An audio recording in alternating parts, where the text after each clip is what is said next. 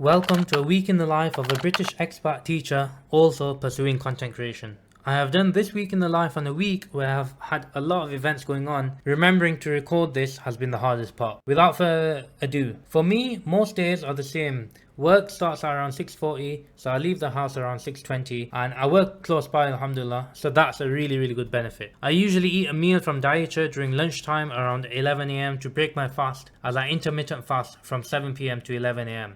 However, my previous week has been extremely busy, with Match for Hope prep alongside my cousins surprising me randomly in Qatar and trying to maintain my socials alongside all of that. Also, because my cousins were here, I paused my dietary meals and they restart on Tuesday, so I'm here sat in my local takeaway. These lot do a banging shawarma plate with around 200 grams of chicken for only 15 riyals. It's a beautiful meal to have when you have some time at lunch from work. After lunch, I have my remaining lessons and any after school activities, and then I am usually home around 3 pm.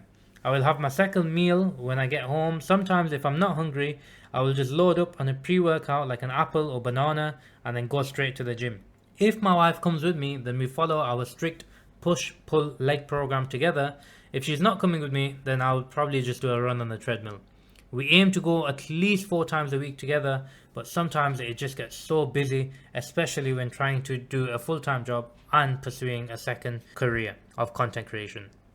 Monday, I was invited to the One Championship to get some content, and it was my first ever press conference and first ever media pass. My first ever press conference, and again, I'm bringing you week in the life, so I'm going to go from one location to another.